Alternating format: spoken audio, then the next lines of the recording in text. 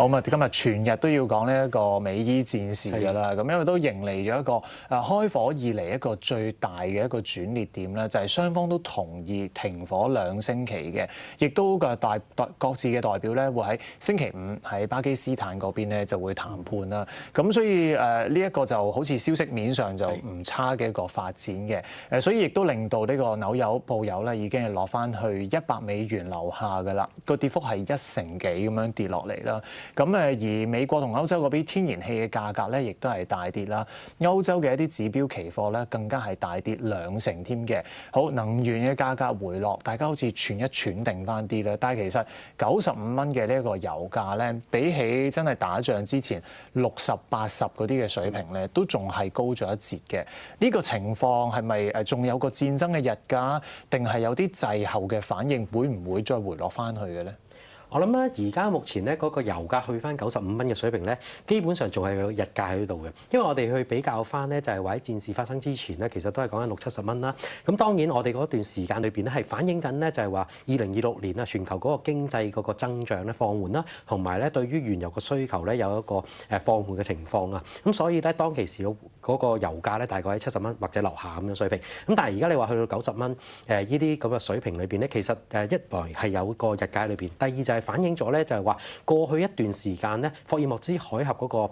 即係停止運送呢個原油嘅情況之下咧，其實係影響到好多東南亞嘅國家，甚至乎好多歐美嘅國家嘅。咁喺呢啲情況裏邊咧，市場係對於今次個消息話停戰咧，同埋嗰個霍爾木茲海峽咧有開放翻咧，係有嗰個舒緩情緒。咁但係咧喺而家嗰個原油緊張嘅情況之下，我哋講緊係國家嘅原油緊張啦。咁所以咧嗰個油價方面咧，未必會有個更加快嘅回落跡象，去到之前嘅水平。相反就係話，而家可能係大家係有觀望嘅態度。第一就係補充翻即係國家嘅原油儲備啦。第二就係話大家仍然對呢個戰事係咪完全停止咧，係仍然抱有疑問嘅。咁所以咧嗰個價格上面咧，亦都係反映咗咧市場係對於呢個停戰嘅情況咧係未完全樂觀。咁所以係有個日價喺裏邊。咁但係如果你話喺今個星期五又談判失敗嘅話咧，好大機會咧個市場再觸動翻個情緒咧，又會將嗰個油價咧推升翻。咁但係整體而言啦，而家就係嗰個消息面裏邊咧都係反反覆覆，或者就係呢2個星期係咪真係停戰咧，都會令到個油價繼續有波動。我相信暫時嚟講咧，大概喺85蚊至到係110蚊嘅油價水平裏邊咧，喺一個波動裏邊嘅。而家作為一個95蚊咧，或者係90蚊呢啲位置裏邊咧，作為一個平均價格先。好。至於個金咧就升2%啦，4812左右啦，依家個金價。咁停火2個星期，個金就有翻少少即係走勢好轉。咁但係其實呢個水平咧，戰事開始之前咧係5000樓上嘅價咧，亦都未回復翻去嘅。咁呢2個禮拜若然即係一個安全期咧，咁對於個金價係咪仲有一個推升嘅作用啊？定係大家市場會慢慢覺得唔再需要用個金嚟避險，個價反而係會受壓咧？我諗避險係一個情緒嚟嘅啫，但係亦都可以見到今次美伊戰爭開戰咧，嗰個金價係由5600嗰啲位置咧跌翻落嚟嘅。咁所以代表咗咧市場對於嗰個金價係咪作為一個完全避險咧，其實就未完全充分可以反映到，或者就甚至乎市場嘅口味亦都改變咗。咁第二就係話市場咧亦都不斷有傳出就係話好多央行咧，因為佢哋要增購翻一啲原油咧，佢哋要釋放翻黃金嘅儲備，咁所以導致咗個金價下跌。咁今次咧見到嗰個戰事好似暫時停止嘅情況之下咧，咁金價由呢個低位反彈翻到目前水平啦。我諗暫時已經反映咗喺亞洲市同埋歐洲市。咁你話如果入到美國市，亦都未必有再進一步上到4900或者企穩4900樓上嘅話咧，咁可能個市場嘅反應裏邊咧，亦都未見得有個明顯會再進一步上升。咁但係整體而言啦，咁我哋相信就係話今次嘅戰爭，如果喺2個星期裏邊，或者係短期裏邊，今個星期五裏邊有個談判嘅好結果嘅情況之下咧，咁大家嘅焦點咧，亦都會翻去可能對於美金嗰個需求啦，美金嘅下跌咧，會推升翻嗰個黃金。第二就係話，大家對於今次個美伊戰爭咧，係對於美國嗰個經濟咧係有個損害性喺裏邊。咁大家亦都覺得佢有一個經濟衰退嘅可能。咁所以大家會預期咧，美國聯儲局方面咧，亦都會可能會有考慮啦，或者係提前咧就係減息嘅。咁減息加埋通脹嘅話咧，好大機會再會推升翻個黃金價格。咁暫時嚟講咧，我哋見到咧對上一次或者係今次嘅成個美伊局勢戰爭裏邊出現嘅反應啦，金價嘅已經喺4200或者呢啲水平裏邊咧企穩咗㗎啦。咁逐步反映翻可能基本因素或者係對於通脹啊、加息減息啊呢啲預期裏邊嘅話咧，我覺得中期裏邊咧嗰個金價仍然上翻去5000啊、5200啲水平嘅。好啊，因為個美元都真係回翻都幾多下嘅，已經美匯指數落翻去98嗰個水平㗎啦。咁所以咧一跌咧就跌穿咗個之前嘅一個上升通道嘅。但係戰事嘅變化好難料啦，即係其實對市場對於個息口走勢嘅變化亦都好難預料嘅喎。初初會話減息，打仗嘅時候話反而可能要加息，而家又變翻減息。其實你最後睇美國嘅一啲經濟數據，好似上星期五出嘅3月非農咧，佢哋個就業情況都仲係幾堅韌下㗎，咁所以個息口預測會唔會都仲係變化得好大？然後美匯又可以睇嘅一個咩 range 咧？係啊。當然咧，而家目前我哋睇住一啲就業數據啦，就係講緊3月份啦。咁但係其實如果睇翻個報告裏邊咧，就係話係一啲醫護人員罷工之後嘅復工啦，以及咧就係嗰個服務業方面嘅需求咧，仍然係有個人手嘅增長嘅。咁所以咧喺嗰個報告上面係保持堅挺。咁但係我哋見到咧平均工資上邊咧，亦都冇一個明顯嘅增長啦。咁嚟緊亦都會參考今個星期五嘅美國 CPI 數字。咁我諗相反，如果睇到嗰個 CPI 有一個比較明顯嘅上升嘅話咧，先至可以確定到咧有關嗰個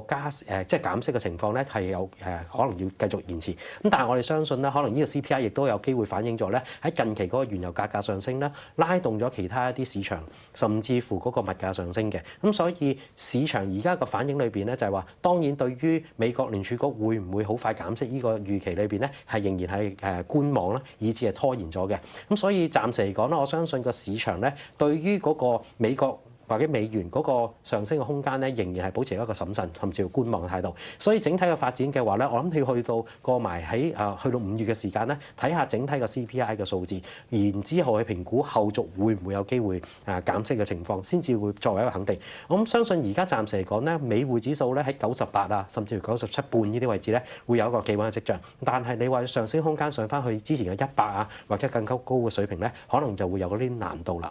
好，非美貨幣咧喺 G7 入面咧，其實今日隻紐字咧表現係幾強嘅，升到大約2%嘅。然後佢今日議息咧，結果就係一如預期按兵不動，個指標利率都仲係維持喺2.25厘冇變。只不過係央行暗示呢個通脹壓力係加劇咧，已經做好一個採取行動嘅準備㗎啦。因為佢哋嘅通脹率就3.1%，就比起央行嗰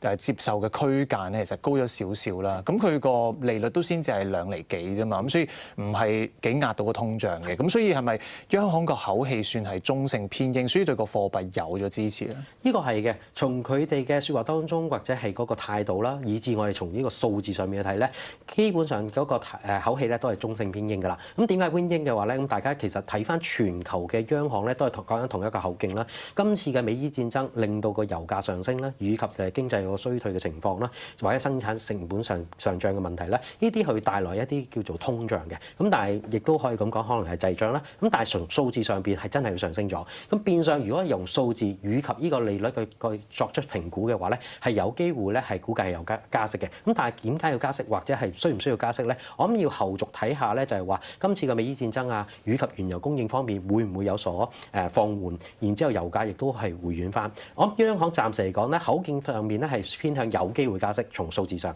咁但係佢哋嘅實際行動都明白就係話，今次嗰個戰爭上面嘅影響咧，係對於佢哋嗰個經濟係有一個嚴重嘅影響。咁所以如果加息嘅話咧，亦都係相對嚟講咧係打壓經濟。咁所以我諗央行或者全球央行都係保持一個審慎嘅態度，繼續觀望落去先。短期裏邊未必會加到息嘅，但係你話如果後續可能會有更加多嘅一啲唔同嘅因素，譬如可能美國嘅貿易戰爭啊，或者係其他嘅一啲引發通脹嘅情況咧，先至有機會影響到紐西蘭加息。咁但係你話短期裏邊我哋見到新西蘭元嘅上升咧，第一就係話美金下跌啦，第二就係話仍然估計即係新西蘭方面咧係有央行方面咧係偏鷹嘅態度。咁但係你話會唔會繼續上升嘅話咧，我諗暫時都係處於一個比較審慎嘅態度，可能去到0.59半，甚至乎可能0.6呢啲位置嘅話咧，都有機會令到新西蘭元咧有機會調整翻。因為畢竟我哋對於美元暫時嚟講咧，市場嘅需求仍然存在啦。加上就係美國經濟係咪真係咁壞，而令到市場覺得佢咁快減息咧？咁呢個亦都係存有疑問嘅。咁所以我諗市場投資者亦都未必會一口氣睇淡美元。而令到咧就係話可能啲新西蘭元呢啲貨幣咧會繼續一口氣上升。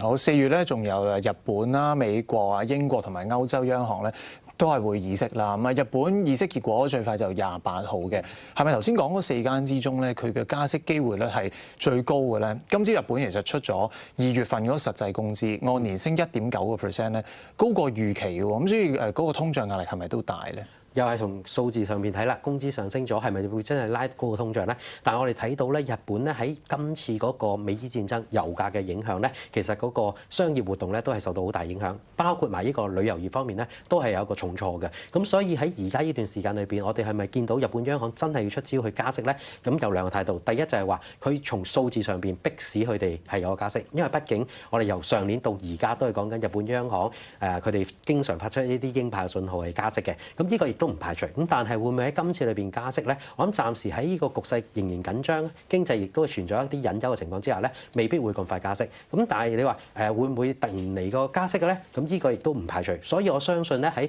議息之前，日本央行議息之前咧，大家個市場嘅風險胃納都係偏向咧日本央行有機會突發加息。咁所以對於日元係有利嘅。咁但係後續係咪真係加，或者加咗之後會唔會對日本嘅經濟影響咧？咁呢個係一個存在一個好確定嘅因素係會嘅。咁所以好大機會到時就算升完都好啦，日元都會翻去一個貶值嘅情況。